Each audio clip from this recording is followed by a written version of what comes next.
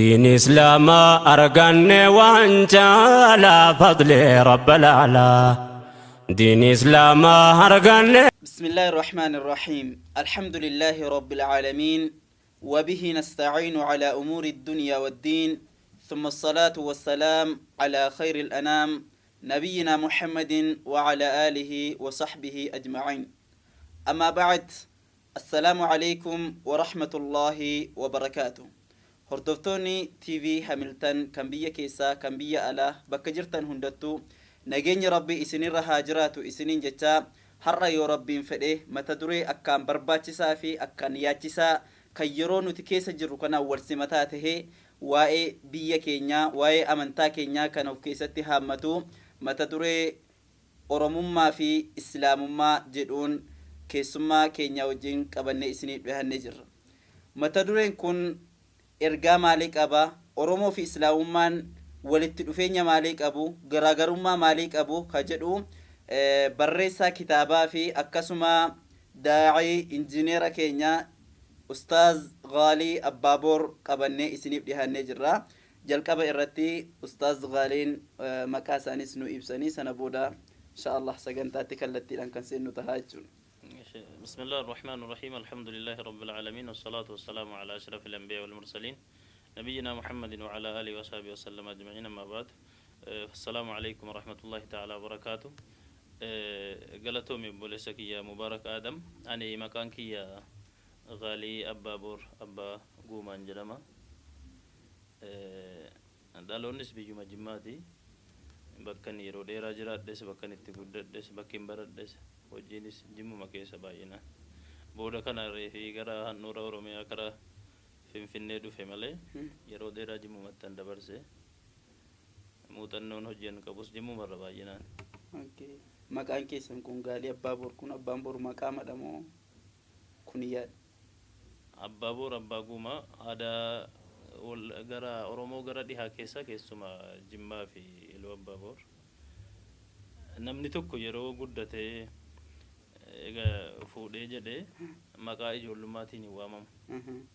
Maqaa ijoollummaatiin hin waamamu. Yeroo baay'ee maqaa ilmaa hangafaatiin yookiin immoo maqaa fardan ittiin loluutiin moggaafama.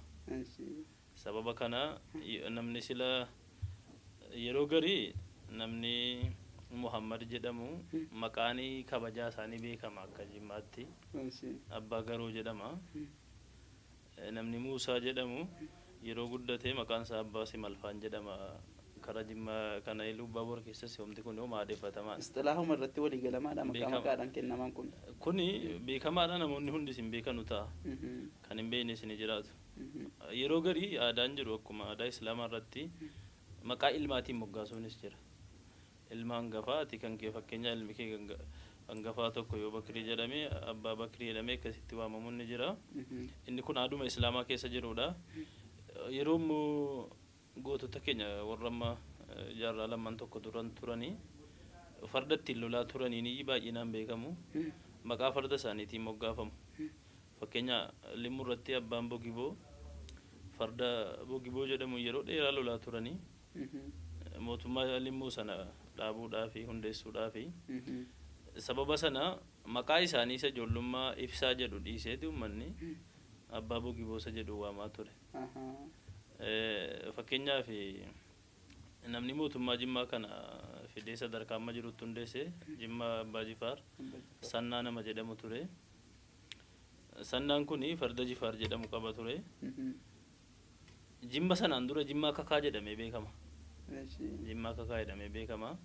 Isaan kanatu nama baay'ee goota baay'ee loluudhaani mootummaa Jimmaa Kakaa kana hundeessanii booda kana sababa isaan gahee guddaa qabanuuf isaanis maqaa farda isaaniitiin Abbaa Jifaar jedhamanii Jimmas immoo sila Jimmaa Kakaa kan ture. Kakaa sababni jedhame saba gosoota Oromoo naannoo Jimmaa jiru sanatu walii galee bifa kanatti nageenyaan jiraannaa waan jedhu waadaa sanaanii Kakaa jedhamee waamame Jimmaa Kakaa jedhama ture. Booda egaa Abbaan Jifaar baay'ee beekamanii Abbaa Jifaar isaan booda kana siin jedhaan jiru. Abbaan Jifaar kan duraati kan jalqaba. Abbaa Jifaar lama jira jechuudha. Abbaan Jifaar kan namni baay'inaan beeku sababa wal makate jennaani isaanii Muhammad ibn Daawud kan Abbaa Jifaar isaan booda kana beeka. Uummanni bal'inaan isaan beeka. isaan sun abbaa jifaar abbaa magaal jedhamu warra ture warri jalqaba maqaa kana fudhatan dhuma 17 dhuma keessa kan turanidha. abbaa jifaar abbaa magaal abbaa faaroo jedhamanii beekamu. haala kana wanta barbaade si ibsuudhumaa fi maqaan kun jimmatti akkuma kanatti moggaafama. asii amma osoo jimmatti deemtee fuutee aadaa uummataa keessa galtee oggati nama guddaa taate mubaarak jedhee si waamu namni nu maqaanfata. nama guddaan akkamii mubaarak jedhamee akka ijoolleetti yaamama jedha. kana fakkaata. Okay, asumaanuu maqaan kun maqaa islaamaatiin illee walitti galaa jechuudha. maqaan kun yaan akkatti jimma keessatti ba'u kuni aadaan Oromoo gara fuulduraatti itti dhufna jedhee yaada. baay'een isaa kan wantoota islaamaa wal galu numa qaba. moggaasa samma kan sila maqaa hayaa jedhame beekama biyya keenyatti. maqaan hayaa sun sirrumatti wal gala baay'inaani. dabalatammoo maqumti inni moggaasni lafaa ka'u. Oromoonni naannoo hanga ta'e waaqeffataarra turani keessumaa Boorana Kibbaarra yeroo Gujiirra hammi ta'e turani maqaa lama qabu yeroo baay'ee. maqaa Oromummaa maqaa Islaamummaa jedhanii aadaan kun Jimma keessas Ilubaaboor keessas bakkoota adda addaas tureera. amma kanumta abbaa jifaaran sila sii kaasaa ture. akka Oromummaatti maqaan isaanii Tulluu jedhame beekama. akka maqaa Islaamaatti Muhammadi. abbaan isaaniis akkuma kana osoo ol deemte maqaa kabajaa ammoo booda nama guddaa maqaa kanaan waamnu jedhanii maqaa kabajaa abbaa jifaar jedhutti moggaasanii farda isaaniitiin jechuudha. abbaa jifaar lammaffaan abbaan jifaar isaan duraan itti fakkaachuudhaaf yeroo baay'ee seenaanii irra deebi'eetuma raawwatama waan jedhu tokkotu jira deemsa seenaa keessatti. abbaa jifaar sanitti fakkaachuudhaaf maqaa abbaa jifaar jedhamu moggaafatanii moggaasni kun waluma keessa deema. moggaasni aadaa Oromoo keessa jiruu fi kan Islaamummaa keessa jiru wal galaa isa fuulduratti itti adeemna akkuma mata durechaatti. Ayyeega gara mata duree keenyaatti yoo deebinu mata dureen keenya akkuma amma jalqabnee turre Oromoo fi Islaamummaa jedha. Oromoo fi Islaamummaa jedhu kanarratti immoo isinis kitaaba barreessitanii turtaniitu. kitaaba keessattuu maqaa kanaan Oromoo fi Islaamummaa maqaa jedhuun qopheessitanii mee waan kana barreessutti wanti isin kaasi maalidha? Oromoo tun taane Oromummaa fi Islaamummaadha amma wantichi. Oromoo jechuun saba namni tokko suluma irratti uumame malee yaada wahii akkaataa kallattii namni kaa'ate miti. Oromummaa jechuun garuu eenyummaadha namni. eenyummaa uummanni irratti kaa'ate irratti walii galee aadaansaa duudhaansaa vaaliyuun inni qabu irra deemu kuni Oromummaa jedhama. Oromoo kan jedhamu kun saba. amma kan irratti dubbataarru eenyummaa sana irratti haasa'arra malee silaa Oromoo kan jedhamu kan rabbiin saba tokko irratti uume inni kun gaaffii keessa seenuu hin danda'u. waa isaa irrattis mari'achuun isii kawannoo addaa wayiin fidu. Oromummaa fi Islaamummaa jennee kan keenya kuni lamman saayyuu eenyummaa ibsa. namni tokko biingan Oromoo inni jedhu Oromoo ta'u Islaamummaa sagga jennu muslima ta'u waan jedhuuf keessaa qaba. kaayyoon kitaabichaa akkuma asirraa mul'ate sitti ifutti akkamitti Oromoo ta'a Oromummaa ofii fudhataa amantii ofii muslima ta'u ofii kana sirriitti hubatee waliin deemsisa kan jedhudha. kaayyoon kitaabichaa inni ijoon akkuma eenyuufuu ifaadha mul'ataadha. biyya keenya keessatti uummanni Oromoos bara dheeraadhaaf qabsoo gurguddaa keessa ture. qabsoo hadhaa obsa nama fixachiisu keessa ture. uummanni muslimaas waggaa jaarraa hedduu qabsoolee hadhaa keessa dabarsaa dhufeera. akka carraa ta'e nus yeroo umrii keenyaatti wagga dhufnu keessatti qabsoon kan uummata muslimaas kan Oromoos hedduutu jira. kana keessa immoo akka carraa ta'e waggaa 2-3 keessa jiru kana keessatti kun hunduu kallattii qabataa dhufeera. fakkeenyaaf qabsoo muslimaa waggaa 8 har'aa itti turre ni yaadatta.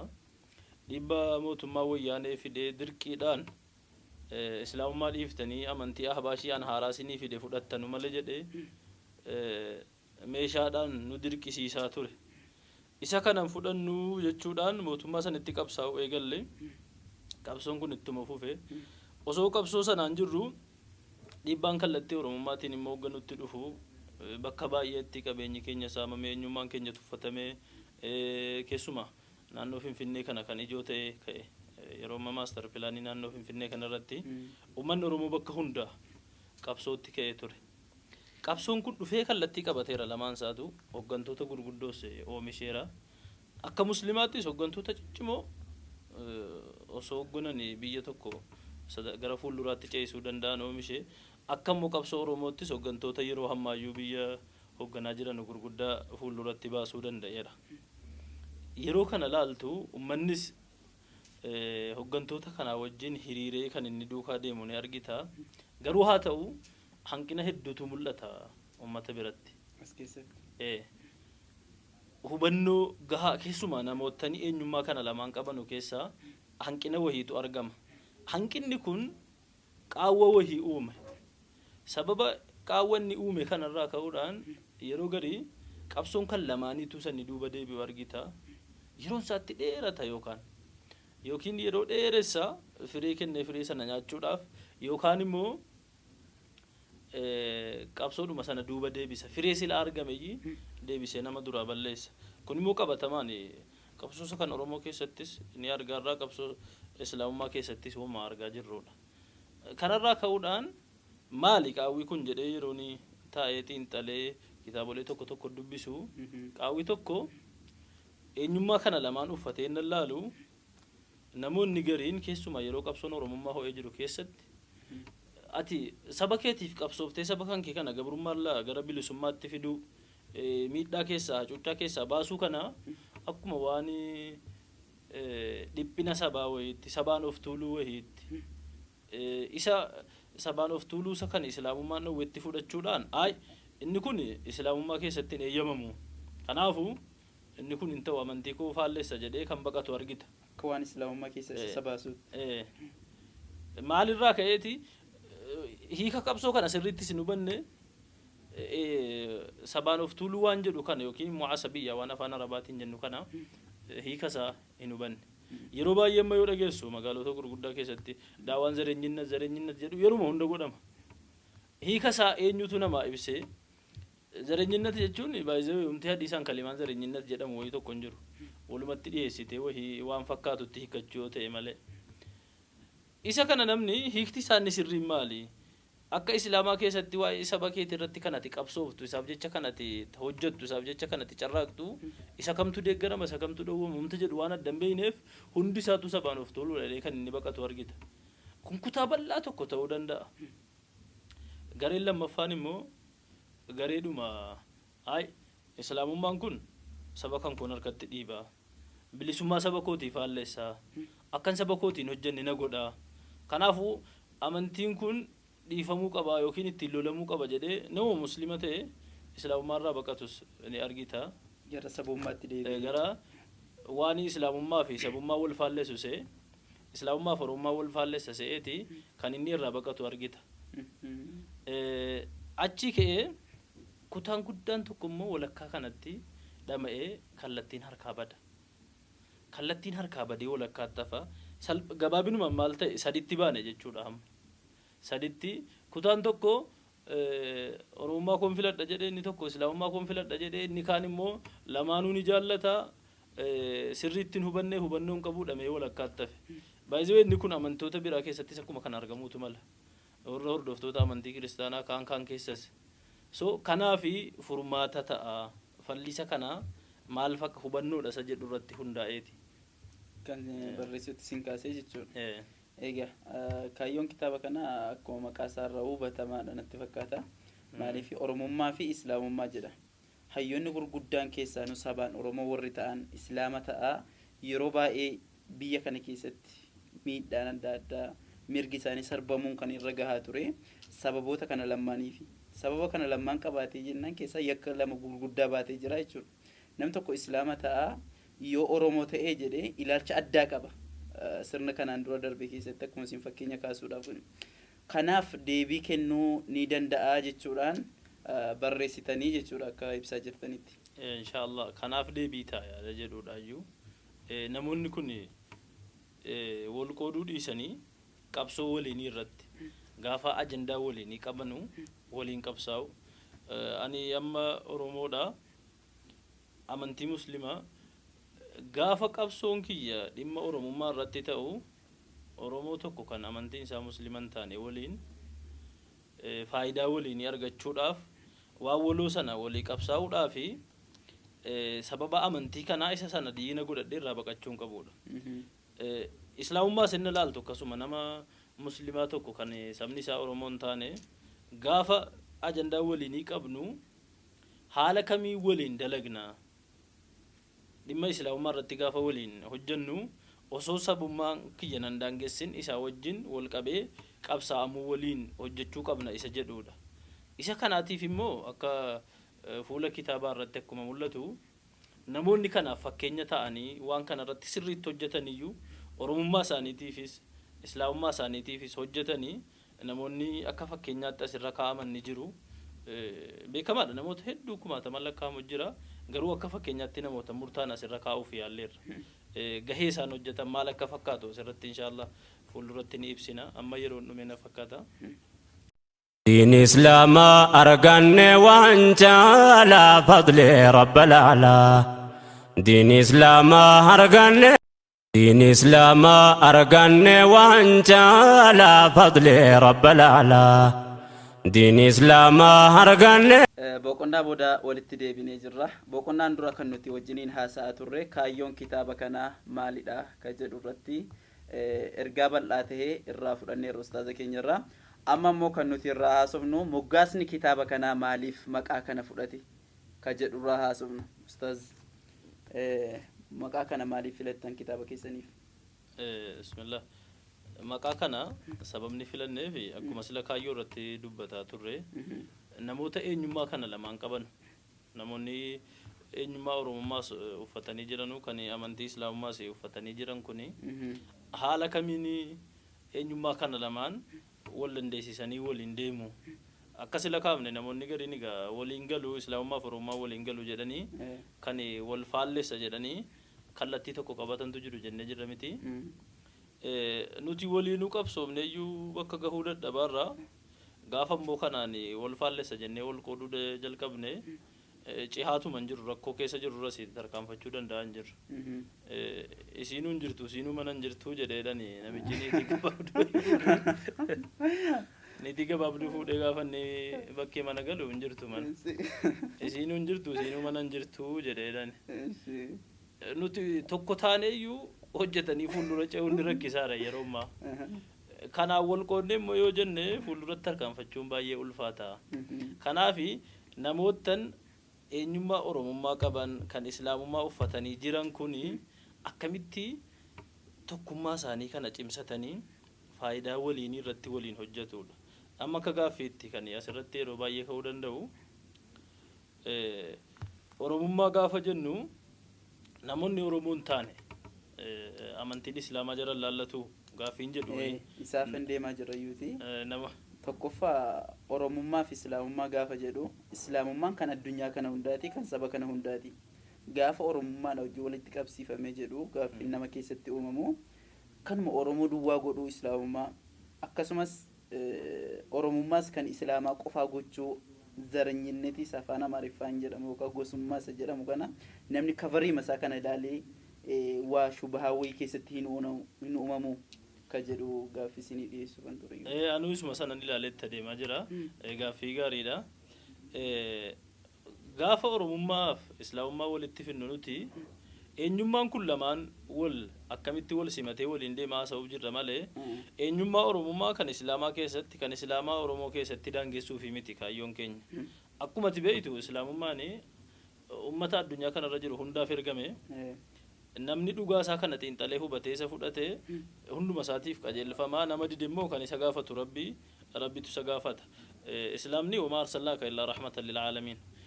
Rabbiin nabiyyi isaa yoo gaafa ergu aalamuma hundaaf rahmata tola oolaa goone si ergine jedheetiyyi nabiyyi ergee jira.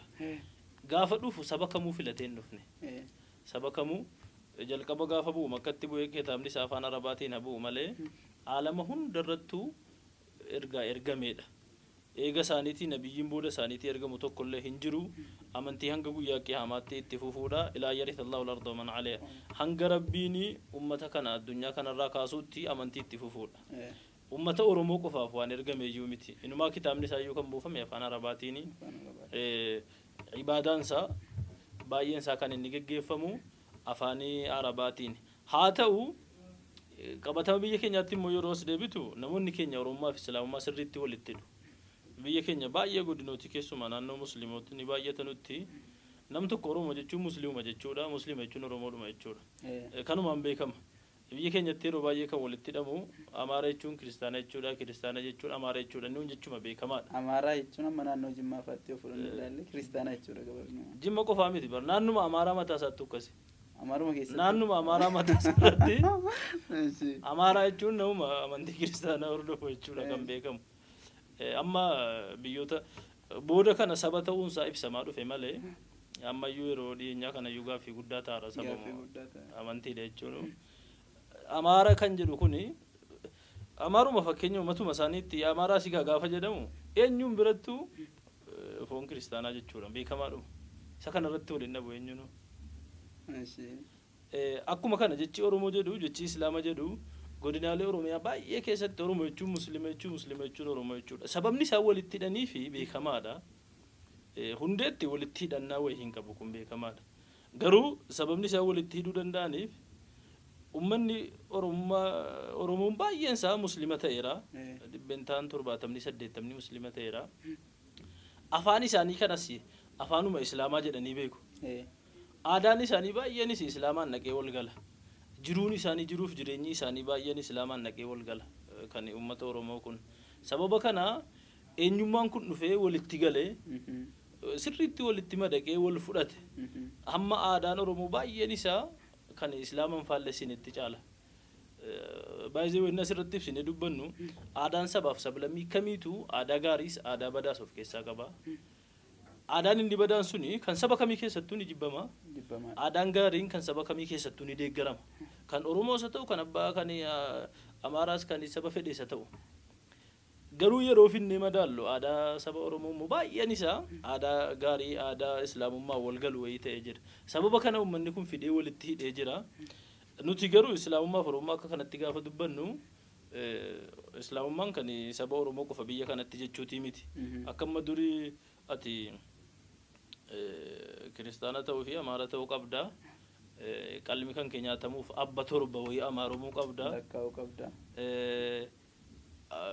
onnoon kan kee bakka maqaabira iddoo awwaalcha isaaniitti awwaalamuudhaaf abba torba darbuu qabda kun akka Islaama keessatti gonkuma nam tokko har'a Islaamatti seennaan kan namni waggaa 20tti seene haqa inni qabu inni kun isarruma qaba saba fedherraa haseenu bifa fedheen haseenu إسلامني عالم هنديو لا فضل لعرب على عجم إلا بالتقوى عربني إني أدين فرنجين إسا قراج أفريكاتي واتكو أول جالون قبو يوسد ربيتين كبا جميع الدتو مالي إن أكرمكم عند الله أتقاكم ربي برتي كاني كبا جمو كاني نما ربي ساسوداتو مالي سبني ساكم فدئتي دافي كبا جادان قبو ربي برتي أكو مكانا إسلام ما قافة جنة كانت والاتهينو Oromummaani kan nama muslima ta'e qofaatis miti biyya kanatti kan beekamu qabu amantiin ummata Oromoo ummanni Oromoo kiristaanis ni jira waaqeffataanis ni jira yeroo madaatan isaa baay'ee xiqqaatus waaqeffataanis ni jira yeroo duraan immoo Oromoo waaqeffataatu baay'ata ture gara boodaa kana lolaan isa ta'u kan kiristaana ta'an ni jiru kan immoo fedha ofiitiin Islaamummaa fudhatan ni jiru baay'een akka amma persentii 78 Oromoo muslima jenne kuni fedha ofiitiin kan Islaamummaa kana madaalanii ilaalanii fudhatan ni jiru so kun sadanu amantiin Islaamaas kan kiristaanaas kan waaqeffataas Oromoodhuma Oromummaan isaa sirrumatti isaaf kabajama bakka kanatti qabxiin nuti kaasuu dandeenyu Oromummaan amantii kamiinuu walitti hidhamu amantiinii fi sabni waan garaa garaati fakkeenyaaf namoonni gariin waaqeffataadhaa fi Oromummaa walitti hidhuudhaaf yaadu gonkuma waliin argu waaqeffataan amantii of danda'e sirna mataa isaa qaba akkaataa ibaadaa yookiin immoo waaqeffannaa mataa ofii danda'e qaba amantiidha imaama mataa isaanii qaba sirna mataa isaa danda'e qaba kitaaba haa dhabu malee namoota amantii kana hordofan keessatti kitaaba dhiyoo kana barreessaniiru natti fakkaata ka dhiyoo kana dhiisinni kitaabni gaafa amantiin sun hundeeffamurraa kaasee wajjin dhufa malee dhiyoo kana taayaanis yookiin callisee amantiin Islaamaa kana jedhee irra son barreessee hin fudhatamu hordofaa amantii kanaa ta'eef waaqeffataan kana jedhee son barreessee hin fudhatamu kan sammuu uummataa keessatti gaaraa gadi walirraa abbaa fi ilmi walirraa dhaalaa dhufe ni jira akkaataan amantii waaqeffannaadha. Inni sun amantii of danda'e. Oromummaan garuu saba eenyummaa sabuma sana aadaa isaa, duudhaa isaa, akkaataa adeemsa isaa, maalummaa isaa irratti kan hundaa'edha. Kanaaf namoonni kun hunduu kanneen amantii adda addaa hordofan kun dirree isaa walitti dhufanudha. Sabummaa irratti walitti dhufu, dhiigatu walitti fida, afaan isaaniitu walitti isaan fida. Abbaan isaanii tokko gaafa deeme isa kana irratti walitti dhufaa jechuudha. Kanaafuu hin daangessu mata dureen kun lamaan kanayyuu jechuu yaadetan. Hunduma isaanii walitti hin qabataa jechuudha. Egaa asuma keessaa osoo hin bahinee moggaasa kanarra cover page kanarratti yookaan coverii isaa irratti footoolee sheekota tokko keessanii jirtu. Footooleen kun maal ibsa? Akkasuma ergaa inni qabu Islaamummaa fi Oromummaa ergaa jedhu mata duree maqaa kitaaba kanaatii wajjin walitti dhufeenyi isaanii maalidha ka jedhu. Suuraa kana akka hordoftoonni nu argaa jiranii namoonni kun namoota qabsoo Oromoo keessattis qabsoo Islaamummaa keessattis baay'ee beekamoodha. Hidhannoo ta'u jechuudhaan iyyee gubbaa jildii kitaaba kanarra kaa'uu danda'ame. Maal keessatti namaa fi fakkeenya ta'u inni jedhu Oromummaa ofiitiifis qabsaa Islaamummaa ofiitiifis eenyummaa kana lamaan wal dandeessisanii lamaaniifuu qabsaa'uu keessatti uummata fakkeenya ta'u jedhamee yaadamudha. Amma fakkeenyaaf gubbaa isaarra yoo ilaalte gubbaarraa kan nutti mul'atan Abbaa Jifaar faallaa dakaatii raayyaa Abbaa Maccaa mirga isaaniitiin Shee Bakrii Saphaloo bitaa Abbaa Jifaar irraan kan jiru Abdul Kariim Jaarraa Abbaa Gadaati. Isaanii gaditti waaqoo guutuu jiru gara gamanaatiin immoo Hajii Adamsaa Addoo jiru. Warri kun godinaalee Oromiyaa adda addaa keessatti qabsoo Oromummaa fi Islaamummaa kana wal dandeessanii deemsisuudhaan warra baay'ee beekamoodha. Fakkeenyaaf Abbaa Jifaar yeroo qabsoon gita bittoota yookiin immoo koloneeffattoota naannolee Oromiyaa baay'ee isaa deemanii humnaa fi lolaan cabsanii of jala galchanii uummata kana gabroonfatanii jedhanu Abbaan Jifaar mootummaa gara kibba dhiha Oromiyaa keessa turanidha. Kibba dhiha Oromiyaa kana keessaa kaasee hanga dhihaatti jimmuma keessa qofa jechuudha. Yeroo naannoo shanan gibee jedhamu keessa mootummooleen shanan turanii achi darbii mootummaan noonnoo kan Wallagga keessa jarra akka Kumsaa Moroodaan jijjiiru ture. Mootummaan gita bittoota jalqaba naannoo gadii kana keessa kan inni miidhaa guddaarraan ga'e naannoo Arsii, naannoo Amaaraa, Harargee kana Arsiirra miidhaan guddaan naqqabee namoonni hedduu miidhamanii akkuma kana calii calanqoo irratti Harargeen loltoonni gootonni gara 3,000 olii dhuman. Yeroo gara dhihaa kanatti dhufan warri kun meeshaa ammayyaa fudhatanii dhufanii haala kamiin dura dhaabbanna waan jedhu mariitti beektoleen ulamoonni manguddoonni walitti seenanii mari'atan. Wallagga rakkattis akkuma quba qabdu Kumsaa Moroodaa yeroo sanatti uummata kana lola kanaan dura dhaabachuu hin dandeenyu. Irra dhiifnee uummanni kun miidhamuurra jedhee walii galee biyya ijaarsa gibira gabbaruutti seenee biyya waliin ijaaran. Akkuma kana hanga dhufe shanan gibee ga'utti shanan gibee keessaa Abbaan Jifaar akka ijoo turani Jimma Abbaa Jifaar jedhamee beekama. Abbaan Jifaar ofii isaaniitiif lola filatani.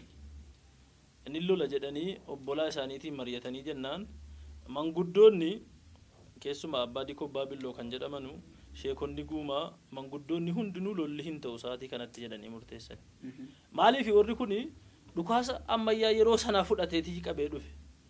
Jimmaa fi hanga dhattee Wallaggaan baha gamaa geessutti meeshaa isa durii guraadee baatanii yookiin immoo xiyya baataniiti. Meeshaa aadaatiin lolaaru. Yeroo kana yaadni kun lamaa wal dhabnaani Abbaan Jifaar jalqabaa loltoota hanga ta'e wayii qofa murteessanii gara Tiroo Afataatti ergani. Taklee Hayimaanooti kan gaafasi Dajjas Darasuu ergee jedhee dhaqanii ittiin lolanii achumatti dhume battalumatti dhumani loltoonni dhaqan kun. Warra Abbaa Jifaar ergan. Hogga kana Darasuun maal barbaada waan jedhu asii manguddootti erginaan waan biraan barbaadu lafa kana daangaa keessanirra qaxxaamuruu fi gibiraa jedhe. Jennaan manguddoonni silayyuu hin ta'u jenneerraa amma gibira gabbarraanii fi waadaa walii seenamee darbuu wayyaa jedhan. Innis ni darbee haaluma kanaan booda ergamaan Minilik yookiin hoogganaan isaanii maal jedhama Daacee Goobana dhufee Taklee Hayimaanootiin naannoo sanarraa ari'ee alana gumay waa inni ta'e ni beeyta Gumaa irratti gara dhihaa Oromiyaa kana keessaa biyyi baay'ee lolee jedhee gumaye. Lola hamaa lolanii guyyaa tokkotti namoonni 6,000 ol dhumanii keessuma abbaan Joobiris obboleessi abbaan Joobir abbaa Foggiis hogganaa waraanaa achitti ajjeefamanii uummanni gumaa baay'een isaa gabroome baay'een isaa miidhame. Abbaan Jifaar immoo jechuudha isa 1982 yeroo sana dhiisanii walii galanii hanga 1932 Minilik abbaan Jifaar du'anutti Jimma of danda'ee jiraataa ture. Aadaan Oromummaa isaas hin miidhamne, Islaamummaa isaas hin miidhamne, Amaarummaan dirqiidhaan hin galfamne akka naannoo biraa. Amma naannolee biraa hunda dirqiidhaan Amaarummaan bataskaanni Ortodoksii dirqiin galfamee eenyummaan kan amantii isaas kan Oromummaa isaa dirqiidhaan irraa mulqamaa ture. Walitti dhufeenyi inni qabu kanadha jechuudha. Naannoo sanatti wanna kana tokko illee hin geggeeffamne.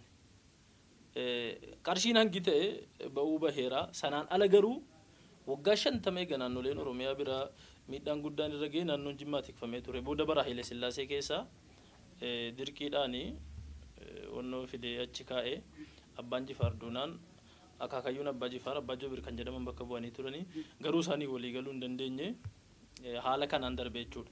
Qabsoo dheeraa nama dabarseedha haala kanaan. Akka kanaaf akka fakkeenyaatti gubbaa taa'anii ummata kana fakkeenya ta'u isaaniiyyuu fakkeenya kana qabu hundinuu naannoo irratti waan gabaabsinee sagantaa guyyaatti irratti ni dubbanna inshallah warra fakkeenya gurguddaa ta'udha jechuudha. Bareedaadha. Asirratti osoo sagantaa keenya hin goolabiin dura qabxii gabaabduu wayoonti haasa'uu qabnu yeroo baay'ee yeroo Oromummaa fi Islaamummaa wal qabsiifamee haasa'u keessattuu sabni biraas haa ta'u namoonni tokko akka waan kun gosummaa ta'e wayitti kan ilaalanii jiru. Isaanumti gosummaatti ilaaluun kun gosummaa keessa isaan gashamoo hin gashu. Inshallah amma waa yeroo dhume fakkaata sagantaan keenyas gabaabaadha. Inni kun mata dureedhuma guddaadha iyyuu waa yeroo nu jeequudha bakka baay'eetti ka'e bal'inaan sitti dubbanna gara fuulduraatti irratti haasofna jechuu yaadeetan. دين إسلام أرغن وانجالا فضل رب العلا دين إسلام أرغن